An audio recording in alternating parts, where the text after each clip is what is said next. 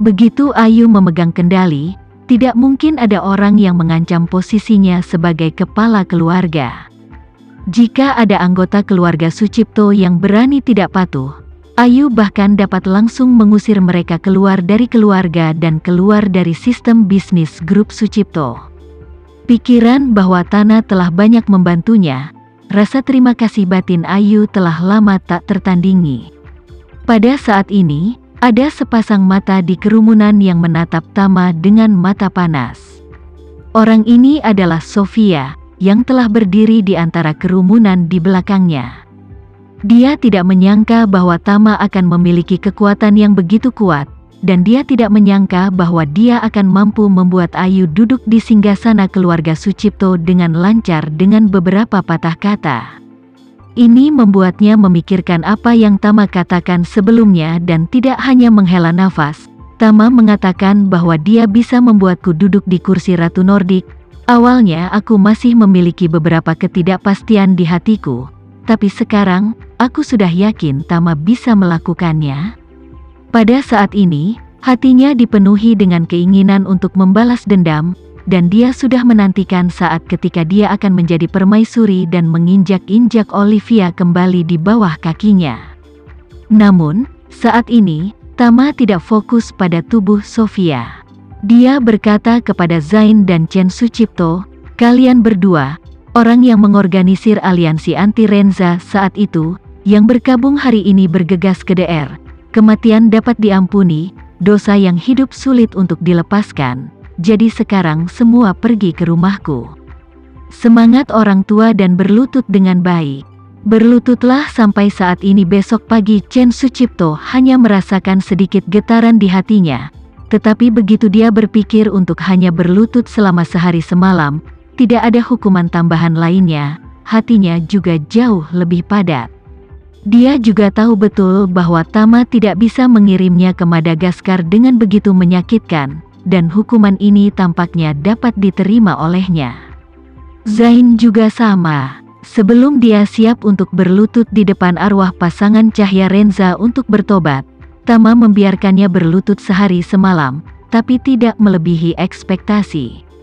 Tama saat ini melihat Yoshua dan prajurit front kataklismik lainnya, dengan ringan berkata, "Anda hari ini mengganggu upacara leluhur keluarga Renza dan kedamaian leluhur keluarga Renza.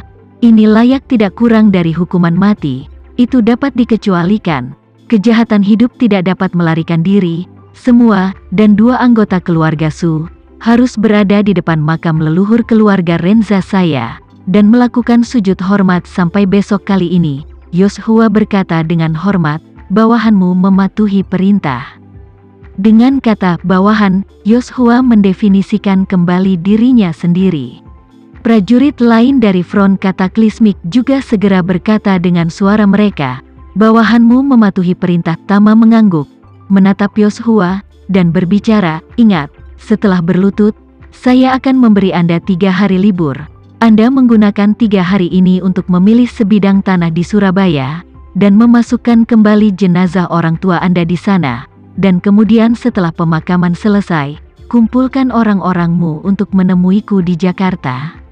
Berlutut di depan Tama, Yoshua mendengar kata-kata ini, bahkan lebih berterima kasih padanya. Dalam hatinya, dia tidak pernah tahu apa yang akan dilakukan Tama selanjutnya dengan peti mati orang tuanya. Meskipun Tama telah dengan jelas mengatakan bahwa dia tidak akan mengubur orang tuanya, tetapi bagaimanapun juga, Tama telah menyelamatkan hidupnya. Jadi apakah dia akan membiarkan orang tuanya dikubur di tanah menjadi hal yang paling mengkhawatirkan di hatinya. Sekarang mendengar kata-katanya, batu terakhir di hatinya jatuh ke tanah. Tentu saja, dia sangat bersyukur. Tanpa sadar, semua harga dirinya, kepercayaan dirinya, dan ketidakpercayaannya dihaluskan sepenuhnya oleh Tama. Sekarang, dia sudah menganggap Tama sebagai dewa yang menyelamatkannya, serta seluruh garis keturunan keluarga Winarta. Hanya saja, dalam hati sangat malu, dia berkata kepada Tama, "Tuan Renza, atas kebaikanmu yang luar biasa, bawahanmu pasti akan menghabiskan sisa hidupnya membayar dengan sekuat tenaga." Berbicara tentang ini, Yoshua tidak bisa menahan diri untuk tidak menghela nafas dan berkata dengan mencela, "Sayangnya, saya sekarang tidak valid dengan semua meridian saya yang rusak.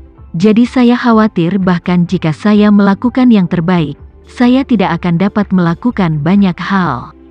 Jadi jika aku benar-benar tidak bisa memuaskanmu di masa depan, maafkan aku." Mendengar kata-kata ini, Tama berkata dengan acuh tak acuh, "Sebuah meridian belaka, bahkan jika itu rusak, jadi apa, perbaiki saja." Ketika Tama mengatakan ini, semua orang terkejut. Jadi bagaimana jika semua meridian rusak? Anda tahu, meridian adalah fondasi terpenting bagi seniman bela diri, dan seniman bela diri telah lama memiliki konsensus dasar bahwa meridian yang rusak dapat diperbaiki secara perlahan, tetapi begitu meridian rusak, sangat tidak mungkin untuk diperbaiki. Namun, Tama mengatakan semua ini dengan mudah. Ini, bagi semua seniman bela diri di tempat kejadian, seperti mimpi buruk dari surga. Bahkan Yoshua sendiri tidak percaya. Dia memandang Tama dan bertanya tidak percaya, "Tuan Renza, bisakah meridianku benar-benar dipulihkan?"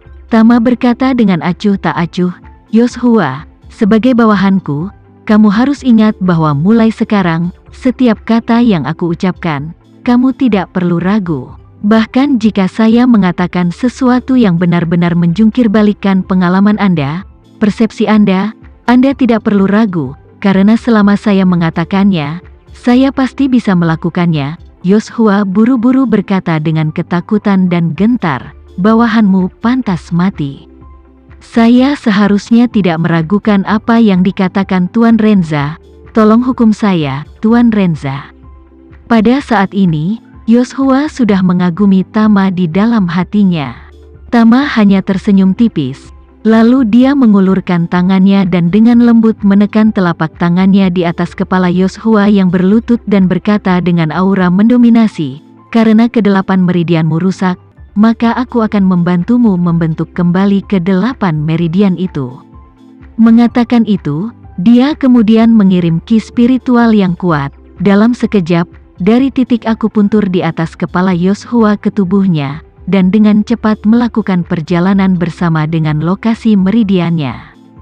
Tempat pertama masuknya ki spiritual adalah Vena Ren, salah satu dari 8 meridian ki Yoshua. Cara roh ki memasuki meridian Ren seperti versi cepat dari sungai yang memberi nutrisi pada tanah yang retak, membuat dasar sungai yang kering dan tanaman yang mati hidup kembali. Pada saat ini, Yoshua juga dengan jelas merasakan seluruh proses denyut nadi Ren dibentuk kembali. Pada saat ini, seluruh pandangan dunianya terbalik lagi dan juga berubah secara dramatis lagi. Pada saat ini, di dalam hatinya, dia menganggap Tama sebagai dewa, tetapi juga menganggap dirinya sebagai tikus tanah. Karena menurutnya, sangat mudah untuk memulihkan semua meridian. Seseorang dengan kekuatan seperti ini, dan para dewa tidak ada bedanya. Dia merasa seperti orang bodoh yang memindahkan gunung, sementara Tama adalah dewa yang bisa membawa 2 gunung di punggungnya dengan mudah.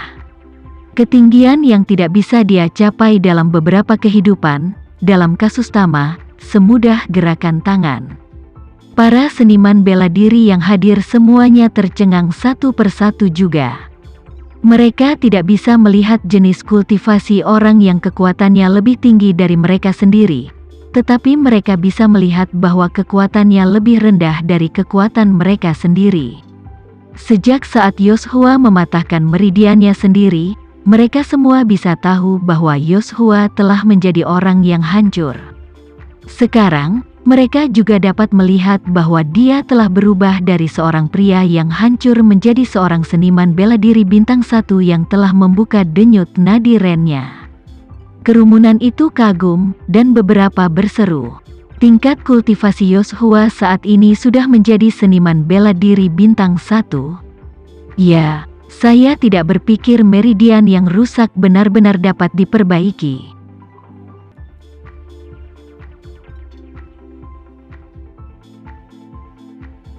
Sekian dulu ya video kali ini. Kita lanjutkan lagi videonya di lain waktu. Oh iya, bagaimana menurut kalian? Semoga bisa sedikit menghibur kalian semua. Untuk teman-teman yang baru nonton, jangan lupa subscribe ya, hehehe. Dan kalau teman-teman ada yang ingin gabung langganan, bisa langsung gabung saja untuk dapat fitur yang menarik dan sedikit membantu Mimin. Terima kasih banyak sudah menonton, sampai jumpa lagi, bye bye bye.